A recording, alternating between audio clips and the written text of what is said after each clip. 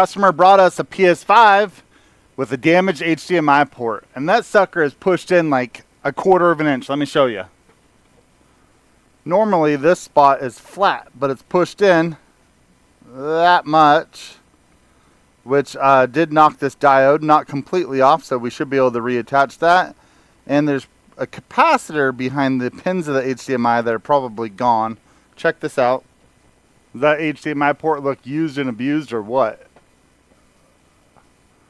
It's also got a bent pin there on the right. The end of it is not in good condition. I mean, this is what a new one looks like. I just don't know how people do it, man. I mean, they're so expensive to just treat so poorly.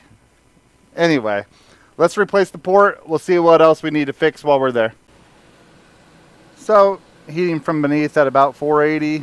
I'm going to add a little bit of flux in here. And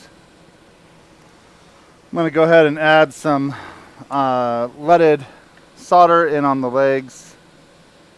Find that helps release it, and plus it will help resolder it as well. Okay, so we need to lift this off. I want to do it careful because I don't know if there's any pads damaged or if that capacitor is still there, but as best as we can retain anything that's there, we want to. So we're just going to lift this up. Alright, the capacitor's gone, but the pads all look intact. Let's try and put this diode back.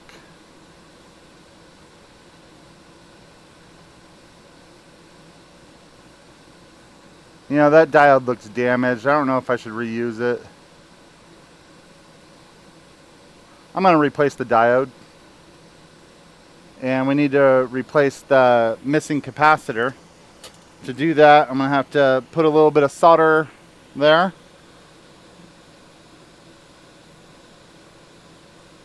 If we could get it to stick. There we go.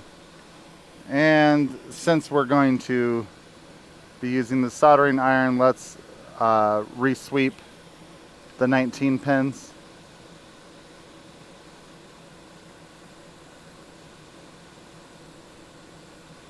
Alright, very nice. Gotta remove my heat for a moment while I grab those components. Let's first go with the capacitor.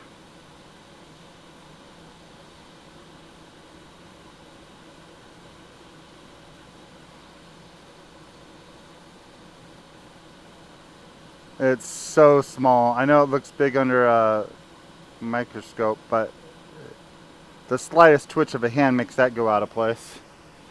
Now the diode. And that goes right there.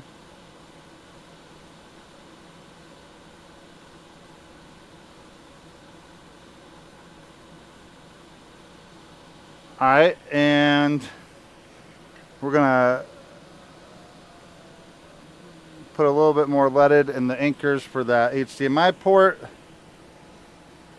And then the HDMI port is going to go right here.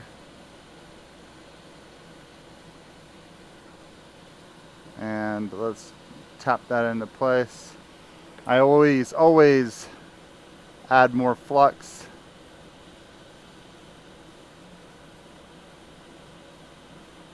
And my syringe is empty.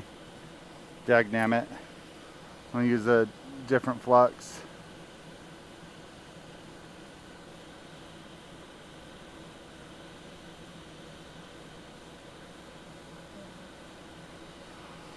Okay. I'm going to hold that down and remove the hot air. Let that cool.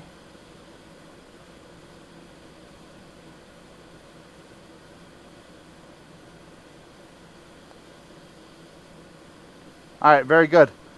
Now we'll clean it up.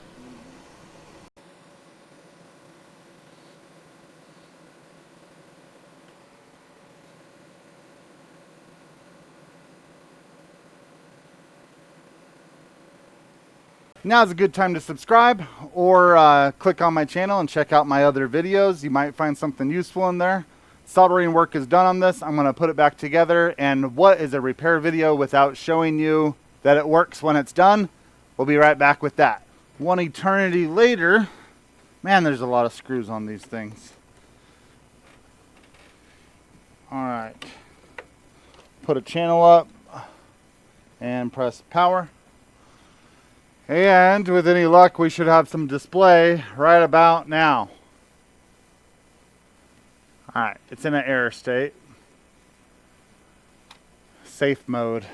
All right, well, the display is working. I'll deal with the safe mode. If you found the video helpful, hit the subscribe button, drop a comment, let me know what you think. Not every HDMI port replacement is super straightforward. If you're in the business, you got to have those diodes and capacitors on hand, because if I had to sit there and grab one off a donor or order a part every time that came up, I would not be able to turn these around within 24 hours, which is what we like to do regardless of how busy we are. Order those parts, keep them on hand. If you're a do-it-yourselfer and those parts are missing, good luck for you. Goodbye.